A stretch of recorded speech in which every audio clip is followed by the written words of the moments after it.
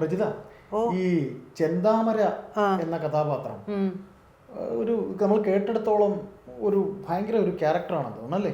അതെ, ഒരു പക്ക സൈക്കോ എന്ന് പറയണ പോലെ. ചേട്ടാ, ഇതിപ്പോഴേ നമ്മുടെ സമൂഹത്തിൽ മുഴുവൻ സൈക്കോ മാത്രമുള്ള ഒരു അവസ്ഥയിലേക്ക് കാര്യങ്ങൾ പോവുകയാണെന്നാണ് തോന്നുന്നത്, ഇല്ലേ? ചേന്ദമംഗലത്ത് ഒരു സൈക്കോ 3 പേരെയാണ് കൊലപ്പെടുത്തിയത്. 3 പേരുടെ ജീവനാണ്. തല്ല് കിട്ടാത്തതിന്റെ കുഴപ്പമാണെന്ന് എനിക്ക് തോന്നുന്നു. തല്ല് കിട്ടാത്തതിന്റെ അടിച്ച് കൈയും കാലും ഓടിച്ചാലും ഉമരൊന്നും ചെയ്യൂല.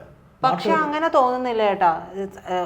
തല്ലണ്ടതാണോ എന്ന് ചോദിച്ചാൽ ചേട്ടൻ പറഞ്ഞതിനോട് ഞാൻ യോജിക്കുന്നത്. അങ്ങ് അട്ടപടലം തല്ലണം, കെട്ടിയിട്ട് തല്ലണം എന്ന് ഞാൻ പറയും. പക്ഷേ ഇവരെ ഇതൊക്കെ ഒരു എന്താ പറയാ, ഒരു തരം വൈകൃതങ്ങളുള്ള മനുഷ്യന്മാര് തന്നെയാണ്. അല്ലെങ്കിൽ എങ്ങനെയാണ് അത് നമ്മുടെ ഭരണ സംവിധാനം ഇതിനെ പറ്റിയിട്ട് കാര്യമായി ആലോചിക്കണമെന്നാണ് തോന്നുന്നത്. ഇപ്പോൾ മറ്റൊരു സൈക്കോ കഷായം കൊടുത്താണ് കൊന്നത്, ഗ്രീഷ്മ. അതൊരു സൈക്കോ ആയിരുന്നു. അത് ഷാരോണിനെ കൊന്ന രീതി നമുക്കറിയാം. ആദ്യം വിവാഹം കഴിക്കുന്നവൻ മരിച്ചു പോകുമ്പോൾ ഈ പാവം പിടിച്ച പയ്യനെ കൊന്ന് ആ മരണം അതിലൂടെ ഉറപ്പാക്കിയിട്ട് അവള് തന്നെ അതങ്ങ് ചെയ്തു എന്നുള്ളതേ ഉള്ളൂ. എന്തായാലും ഗ്രീഷ്മയ്ക്കും ഉണ്ട് 2 പക്ഷം. നമ്മൾ പറയില്ലേ, രാജ്യദ്രോഹിനെ തൂക്കിക്കൊല്ലണം. അതെ, ചേട്ടൻ പറഞ്ഞു, രാജ്യദ്രോഹികളെ കൊല്ലാൻ തീരുമാനിച്ചാലും പറയും അവന്റെ മനുഷ്യാവകാശം. പക്ഷെ ഈ നഷ്ടപ്പെടുന്നവന്റെ വേദന എന്ന് പറയുന്നത് നഷ്ടപ്പെടുന്നവന് മാത്രമേ അറിയൂ. ഇതിപ്പോ ഈ ചെന്താമരയെ കൊണ്ട് നഷ്ടപ്പെട്ടത് ആർക്കാണ്? 2 പെൺമക്കൾക്കാണ്, അല്ലെ? 2 പെൺമക്കളാണ്. പെൺകുട്ടി കരയുന്നത് കണ്ട് ഹൃദയം തീർന്നു പോവാ. ഈ പെൺകുട്ടികൾ ഇത് ഈ 29-ാം തീയതി, അതായത് കഴിഞ്ഞ ഡിസംബർ 29-ാം തീയതി ഇവര് പോയി പരാതി കൊടുത്തിരുന്നു. പരാതി കൊടുത്തിട്ട് ഈ നമ്മുടെ പോലീസ് എവിടെയാണ് നിഷ്ക്രിയമായി പോകുന്നതെന്ന് മനസ്സിലാവുന്നില്ല.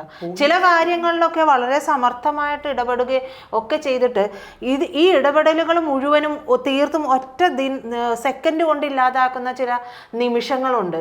അതാണ് ഇവിടെ സംഭവിച്ചത്. ഒരുപക്ഷെ ആ പെൺകുട്ടികൾ പോയിട്ട് പരാതി കൊടുത്ത സമയത്ത് ഇയാളോട് ഈ അതിർത്തിക്കുള്ളിൽ പോലും വരരുതെന്ന് കൃത്യമായിട്ട് താക്കീതുണ്ടായിരുന്നു. ഈ അതിർത്തിയിൽ പോലും വരരുത് എന്ന് ജാമ്യ വ്യവസ്ഥയിലുണ്ട്. അതെ, അതും അവിടെയും ചില തർക്കങ്ങൾ. എന്നിട്ടും ഈ പറഞ്ഞ വ്യവസ്ഥ ലംഘിച്ചുകൊണ്ടാണ് ചെന്താമരയുടെ വീട്ടിൽ പോലും വരുന്നത്.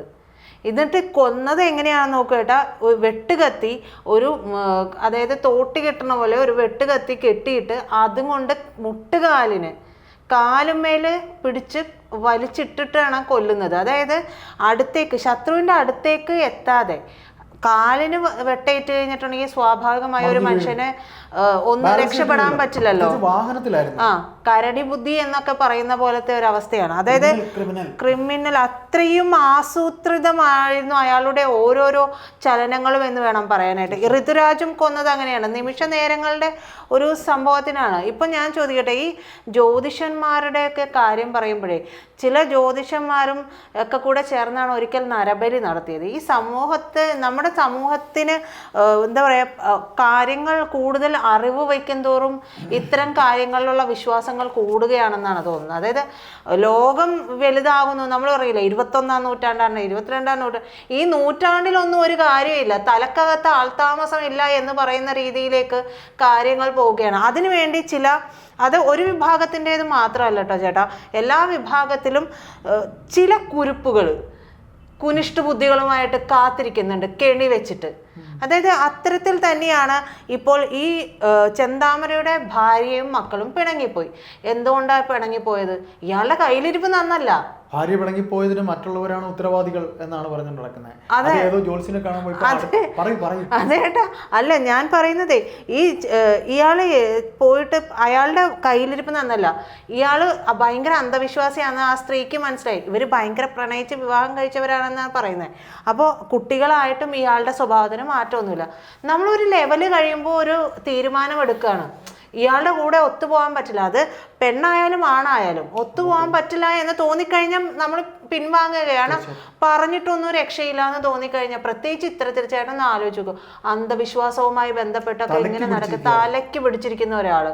അപ്പോൾ ഇയാള് പോലീസിനോട് പറഞ്ഞ ഭാഷയാണ് ആദ്യം ആ സ്ത്രീയെ കൊലപ്പെടുത്തിയ ശേഷം പോലീസിനോട് പറഞ്ഞ കഥ കേട്ടായിരുന്നു. എന്തായിരുന്നു അത് ഇതേപോലെ ഞാനൊരു ജ്യോത്സ്യനെ കാണാൻ പോയപ്പോൾ എൻ്റെ വീടിനടുത്ത് ഇങ്ങനെ ഈ രീതിയിൽ മുടി വളർത്തിയ അങ്ങനെ ഈ ജ്യോത്സ്യര് പറഞ്ഞു കൊടുത്ത അതാണ് അയാളുടെ മനസ്സിൽ ഇരിക്കുന്നത്. മഷിനോട്ടക്കാരനാണ്. ആ മഷിനോട്ടക്കാരനെ കിട്ടിയിരുന്ന ചെയ്യണമെന്നെങ്കിലേ ആദ്യം അയാളെ തല്ലി മുട്ടുകാലം ഓടിക്കണം. അയാളൊക്കെ വെറുതെ ചിലപ്പോൾ നമ്മുടെ പ്രിയദർശൻ സിനിമയിലെ പിന്നെ കോഴിയുടെ തല കൊണ്ട് വെച്ചിട്ട് ജഗതി എടുത്ത് പറയുന്ന ഒരു തമാശയുണ്ട്. അതുപോലെ ഈ പറ്റിക്കുന്ന നമുക്ക് ഈ പറയുന്ന പോലെ അയാൾക്ക് വല്ല കാലണ കിട്ടാൻ വേണ്ടി പറഞ്ഞ പറ്റിപ്പായിരിക്കാം ചിലപ്പോൾ ഈ പറഞ്ഞതൊക്കെ. അല്ലെങ്കിൽ നമ്മളിപ്പോൾ പ്രജിത്ത് തുടക്കം സംസാരിച്ച പോലെ നമ്മൾ ഈ സംസാര ലോകത്ത് ജീവിക്കുന്നവരല്ലേ, നമുക്ക് ചിലതൊക്കെ കേട്ട് യുക്തിക്ക് നിരക്കുന്നതാണോ യുക്തിക്ക് ബോധ്യമായതാണോ എന്ന് മനസ്സിലാക്കാൻ ഒരു കോമൺ സെൻസ് വേണ്ടേ.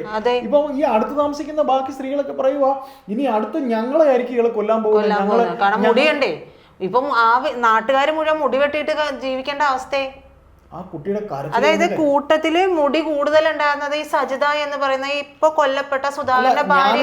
വേഗമായിട്ടാണ് ഈ സാധനം കേട്ടത്, അതുകൊണ്ടാണ് ഞാനത് പൂർണ്ണമായിട്ട് പറയാത്തത്. കാര്യം അത് കേട്ടപ്പോ തന്നെ ഒരു വല്ലാത്ത ചളിപ്പാണ് തോന്നിയത്, അതുകൊണ്ടാണ് ഞാൻ പിന്നെ പൂർണ്ണമായിട്ട് അത് കേൾക്കാൻ. അതെ, ഇത് വളരെ എന്താ പറയാ മാനസികാവസ്ഥ അങ്ങ് ചുരുങ്ങിയിട്ട് എന്ന് പറഞ്ഞാല് എന്താ ഇതിനെയൊക്കെ പറയണ്ടേന്ന് തന്നെ മനസ്സിലാവുന്നില്ല. സത്യത്തിൽ ഇൻസിഡന്റ് എന്നല്ല നമുക്ക് പറയാനുള്ളത്, ഒരു 5ഓളം ഇൻസിഡന്റ് ഈ പറയുന്ന ഈ നൂറ്റാണ്ടിൽ നമ്മൾ കണ്ടു. പിന്നെ ഈ 2 മാസം കൊണ്ട് നമ്മൾ എത്ര കൊലപാതകങ്ങളായി കാണുകയും കേൾക്കുകയും ചെയ്യുന്നു. ഇതിനകത്ത് ഇപ്പം പ്രീത പറഞ്ഞു ഇതൊക്കെ കാണേണ്ടവർ കാണുന്നില്ല എന്നൊക്കെ ചോദിച്ചാലേ ഇതിന് ഉത്തരം എനിക്ക് പറയാൻ തോന്നുന്നത്, കാര്യം ഇതൊക്കെ കണ്ട് അറപ്പ് തീർന്ന ഒരു വലിയ ഭരണാധികാരിയാണ് ഇവിടെ ഇരിക്കുന്നതെന്നാണ് പറയുന്നത്. അപ്പൊ അതൊന്നും ഒരു വലിയ വിഷയം അദ്ദേഹത്തിനും ചോരയൊന്നും ഒരു പ്രശ്നമല്ല. പക്ഷെ സാധാരണക്കാരന് അങ്ങനെയല്ല ചേട്ടാ. അവനവന്റെ കുടുംബത്തിൽ കയറി ഒരു നഷ്ടം ഉണ്ടാകുമ്പോഴാണ് ആ വേദന മനസ്സിലാവുള്ളൂ. നമുക്ക് ഇത്രയും നാളും അന്യന്റെ വീട്ടിൽ സംഭവിക്കുന്നത് കാണുമ്പോൾ അവിടെയല്ലേ സംഭവിച്ചുള്ളൂ, എൻ്റെ വീട്ടിലല്ലല്ലോ. എൻ്റെ വീട്ടിൽ ഒരു നാൾ സംഭവിക്കുമ്പോഴാണ് ഇത് അന്ന് അവന് സംഭവിച്ചപ്പോൾ നമ്മൾ ഒരുമിച്ച് ഇതിനെതിരെ പൊരുതണം എന്നുള്ള ഒരു ചിന്ത പോലും വരേണ്ടത് അവിടെയാണ്. ഇതല്ലാതെ ഇതെല്ലാം കഴിഞ്ഞ് സംഭവിച്ചതിന് ശേഷം പറഞ്ഞിട്ട് വല്ല കാര്യമില്ല. ഇതെല്ലാം സംഭവിച്ച ശേഷം പോലീസ് നായെ കൊണ്ടുവരുന്നു, അന്വേഷിക്കുന്നു, കാടിളക്കി പോലീസ് പോകുന്നു. ഇവർ കൊടുത്ത ഈ പെറ്റീഷന് എന്നിട്ട് ഇയാളെ കിട്ടിയിട്ടില്ല. ഇവനെ ഒന്ന് വിളിച്ചിട്ട് ഇവനെ ഒന്ന് മുള്ളുമേ നിർത്തി, എടാ നീ അവിടെ കടക്കരുതെന്ന് ആർജിതമായിട്ടൊരു പോലീസ് ഓഫീസർ പറഞ്ഞെങ്കിൽ ഇവൻ ഏത് പ്രാന്തനാണെങ്കിലും അവൻ അവിടെ പോകത്തില്ല, അവൻ അടങ്ങുമായിരുന്നു. അപ്പൊ ഇത്തരത്തിൽ നമ്മളിപ്പോ ഈ കണ്ട ഋതു എന്ന് പറഞ്ഞാൽ അവനെന്താ സർട്ടിഫിക്കറ്റ്, അവൻ മാനസിക രോഗിയെന്ന് പോലീസ് അന്ന് പോലീസ് വേണ്ട രീതിയിൽ ചെയ്തില്ല. രണ്ടാമത് പരിശോധിച്ചപ്പോൾ അവന് ഒരു മലയാള ഭാഷയിൽ ഒരു കുരുവില്ല, അല്ലേ? അപ്പൊ അത് അപ്പൊ അതെല്ലാം നമുക്കിതിൽ നിന്ന് തോന്നുന്ന ഇത്രയേ ഉള്ളൂ. അതായത് ഇവിടെ ജീവൻ രക്ഷാ പ്രവർത്തനം നടത്തി എന്നാണ് SFIക്കാർ പറഞ്ഞത്. SFIക്കാർ അയാളെ കാണക്കൊണ്ട് ചെടിച്ചട്ടി എടുത്ത് കേസുകാരെ തലയിൽ അടിച്ചപ്പോൾ അദ്ദേഹത്തിന്റെ യാത്രയിൽ പറഞ്ഞ് അവർ ജീവൻ രക്ഷാ പ്രവർത്തനം നടത്തിയതല്ലേ എന്ന് കൂസലില്ലാതെ പറഞ്ഞൊരു മുഖ്യമന്ത്രിയാണ് ഇവിടെ ഉള്ളത്. അങ്ങനെ ഒരു മുഖ്യമന്ത്രി ഇരിക്കുമ്പോഴത്തേക്ക് ചോര ഒഴുകി ചോര വാർന്ന് മനുഷ്യൻ. ചേട്ടാ അത് പറയരുത്. പക്ഷെ നമ്മുടെ നടിയുടെ കേസ് വന്നപ്പോ ബോച്ചയെ വളഞ്ഞിട്ട് പിടിക്കാൻ ശുഷ്കാന്തി ഉണ്ടായല്ലോ. കൊടുക്കേണ്ട കാശേ ഏതാണ്ട് ഒരു ചില കമ്മീഷൻ പറഞ്ഞതിൽ കിട്ടിയില്ല. ബോച്ച പറഞ്ഞ് കോപ്പ് തരുമെന്ന് പറഞ്ഞു, അതുകൊണ്ട് ബോച്ച അത് വളഞ്ഞിട്ട് പിടിച്ചതാണ്. അതിലാണ് പിടിച്ചത്. നിങ്ങൾ വാങ്ങിച്ച പോലെ നിങ്ങൾ വാങ്ങിച്ച പോലെ തന്നെ ഞാൻ വൈറ്റ് ആൻഡ് വൈറ്റ് ഇട്ട് നടക്കുന്നത് എനിക്ക് ഉണ്ടാക്കാനാണ്, എനിക്ക് തിന്നാനാണ്, അല്ല നിനക്കൊക്കെ തരാനില്ലെന്ന് റിയാസിനോട് പറഞ്ഞു, അതുകൊണ്ട് പിടിച്ചതാ. അല്ലെങ്കിൽ പിടിക്കില്ലായിരുന്നു. എന്തായാലും ഈ മഷിനോട്ടക്കാര് ജ്യോതിഷന്മാര് അത് എല്ലാ മേഖലയിലുള്ള കഴിഞ്ഞിടക്ക് ഒരു മുസ്ലിം വ്യവസായിനെ കൊലപ്പെടുത്തിയായിരുന്നു. ഇയാൾക്ക് പൈസ ഉണ്ടാക്കാൻ വേണ്ടി എന്താണ് അവരുടെ പേര്, ജിന്നുമ്മ. അയാളെ കൊല വിളിച്ചു. അയാളുടെ കയ്യിലുണ്ടായിരുന്നതും അയാൾക്ക് പൈസ ഇരട്ടിപ്പിനായിരുന്നു. അയാൾക്ക് കുറച്ച് പൈസ കൂടുതൽ ഉണ്ടാക്കണം. എന്നിട്ട് ഇവര് ഇയാൾക്ക് പറഞ്ഞ തുക ഉണ്ടാക്കാൻ വേണ്ടി ഇയാളുടെ ബന്ധുക്കളുടെ നിന്ന് വരെ വാങ്ങിയിട്ടാണ് ഈ സ്ത്രീക്ക് കൊണ്ടുപോയി കൊടുത്തത്. എന്നിട്ടാണ് ഒടുവിൽ ഇയാളെ കൊന്നുകളയുന്നത്. ഈ കൊന്നു കളഞ്ഞിട്ട് അവസാനം ബന്ധുക്കളെല്ലാം ഒരു സമയം കഴിയുമ്പോൾ ആൾക്കാർ ചോദിച്ചു വരുമല്ലോ, ഞങ്ങളുടെ കയ്യിൽ നിന്ന് ഇത്ര വാങ്ങിയിരുന്നു എന്ന് പറഞ്ഞാൽ. ഇവർ വരുമ്പോഴാണ് ഇവർ ഇതിന്റെ ഒരു ഇത്രയും വ്യാപ്തിയിൽ ഇവരിങ്ങനെ തട്ടിപ്പ് നടത്തിയെന്ന് പോലും പുറത്തു പറയുന്നത് അപ്പോഴാണ്. ഇതിപ്പോ പറയുമ്പോഴത്തേക്കേ ഇവന്റെ പേര് ചെന്താമര എന്നാണ്. രാഹുൽ മാങ്കൂട്ടം പറഞ്ഞിട്ടുണ്ട് ചെന്താമര എന്നാണോ, അപ്പൊ താമരയും ചുവന്ന താമര ആയതുകൊണ്ടാണോ ഇവന് ജാമ്യം കിട്ടിയിട്ട് ഇവനെ പറയുന്ന ഒരു ഭംഗിന്ദ്രയാണ് രാഹുൽ മാങ്കൂട്ടം ചോദിച്ചിട്ടുണ്ട്. രാഹുൽ മാങ്കൂട്ടം ചോദിച്ചത് കറക്റ്റാണ്. കണ്ടു കഴിഞ്ഞിട്ടുണ്ടെങ്കിൽ ചിലപ്പോ അവര് വിട്ടുകളയും. അപ്പോ ഇതില് നമ്മള് ചർച്ച എങ്ങനെയാണ് അതിനെ ക്ലോസ് ചെയ്യുന്നത് പറയും. അപ്പോൾ ചേട്ടാ ഞാൻ പറഞ്ഞു വരുന്നത് നമ്മുടെ എല്ലാ മതവിഭാഗങ്ങൾക്കും അതിൻ്റെതായ ആചാരങ്ങളും വിശ്വാസങ്ങളും എല്ലാ കാര്യങ്ങളും ഒക്കെ ഉണ്ട്. ഇതൊക്കെ അവിടെ നിലനിൽക്കെ തന്നെ ഇത്തരത്തിലുള്ള ഈ തട്ടിപ്പ് വീരന്മാരുണ്ട്. ഈ തട്ടിപ്പ് വീരന്മാർക്കെതിരെ കർശനമായിട്ടൊരു നടപടി എടുക്കുക. ചിലതൊക്കെ പോലീസിൻ്റെയൊക്കെ ഒത്താശയോടെ കൂടിയാണെന്നേ. ചിലർക്കൊക്കെ അറിയാം, ചില ഗ്രൂപ്പുകൾ ചില തരത്തിലുള്ള ക്രിയകൾ നടത്തുന്നതും അവർ ഒത്തുചേരുന്നതും ഇതെല്ലാം നമ്മുടെ സമൂഹത്തിൽ ഉണ്ട് എന്നുള്ളത് ഈ പോലീസ് ഏമാന്മാർക്കൊക്കെ അറിയാം, ഈ ഭരണകർത്താക്കൾക്കും അറിയാം. ഇവരെയൊക്കെ എന്താ പറയാ, വലയിട്ട് പിടിച്ച് അകത്ത് പൂട്ടിയിടാനുള്ള ഒരു നിയമം വരുന്നത് വരെ ഇത്തരത്തിലുള്ള അന്ധവിശ്വാസികളൊക്കെ ഇവിടെ നടക്കുകയും ചെയ്യും. ഇവരൊക്കെ നമ്മളെയൊക്കെ കൊന്നൊടുക്കുകയും ചെയ്യും. നാളെ നമ്മുടെ വീടിൻ്റെ അടുത്തുള്ള ഒരാൾ പോയി നോക്കുമ്പോൾ മഷീട്ട് നോക്കിയിട്ട് പറയാണ്, അതാ മുടി കുറഞ്ഞൊരുത്തിയാണ് നിന്റെ വീട്ടിൽ ഇന്ന പ്രശ്നം ഉണ്ടാക്കിയെന്ന് പറഞ്ഞാൽ നാളെ എൻ്റെ തല കാണുന്ന എനിക്കൊരു ഉറപ്പില്ല. ഇത് പറയുമ്പോഴേ സൂക്ഷിക്കണം. കാര്യം പ്രജിത നിരീശ്വരവാദിയാണെന്നൊക്കെ ചിലപ്പോൾ ഇത് കാണുന്നവരൊക്കെ പ്രെഡിക്റ്റ് ചെയ്താൽ. അയ്യോ സത്യമായിട്ടും അല്ല, ഞാൻ ഭയങ്കര വിശ്വാസിയാണ് കേട്ടോ. അങ്ങനെ പ്രത്യേകം എടുത്ത് പറയുന്നത് ഞാൻ വിശ്വാസിയാണ്. അത് പറയാൻ എനിക്ക് നാണക്കേടൊന്നുമില്ല. പക്ഷെ ഇത്തരത്തിലുള്ള വിശ്വാസമല്ല. നമുക്ക് ദൈവവിശ്വാസമുണ്ട്, ദൈവത്തെ പിന്നെ എന്ന് പറയുന്ന അമ്പലമുണ്ട്, ദൈവമുണ്ട്, ഒക്കെ ഉണ്ട്. എല്ലാ മതവിഭാഗങ്ങളും നമ്മൾ ബഹുമാനത്തോടെ തന്നെയാണ് കാണുന്നത്. അതെ അതെ തീർച്ചയായിട്ടും. അപ്പോൾ ചെന്താമരമാര് ഇങ്ങനെ ഇപ്പം അല്പം മുമ്പ് പറഞ്ഞതുപോലെ ചെന്താമരമാരടങ്ങുന്ന ഇത്തരത്തിലുള്ള സമൂഹത്തിലെ സൈക്കോകൾക്ക് ഒത്താശ ചെയ്യുന്ന ഈ കള്ളന്മാരൊക്കെ തന്നെ പോലീസിന് ചിലപ്പോൾ കിമ്പളമൊക്കെ കൊടുത്തൊക്കെ തന്നെ ആയിരിക്കും ആശാന്മാർ നിൽക്കുന്നത്. പല സ്വാമിമാരും വിപുലമായ രീതിയിൽ നടത്തിക്കൊണ്ടിരുന്നത് ഭരണ സംവിധാനത്തിന്റെ കൂടെ പിൻബലത്തോടു കൂടിയാണെന്നുള്ളത് നമുക്കൊക്കെ അറിയാം. ചേട്ടനൊക്കെ അറിയാം, പല സ്വാമിമാരും ആസാമിമാരായിരുന്നു എന്നുള്ളതൊക്കെ നമുക്ക് അറിയാവുന്നതാണ്. അപ്പൊ പിന്നെ എന്തായാലും മഷിനോട്ടക്കാരനെ അന്വേഷണ സംഘം കണ്ടുപിടിക്കട്ടെ.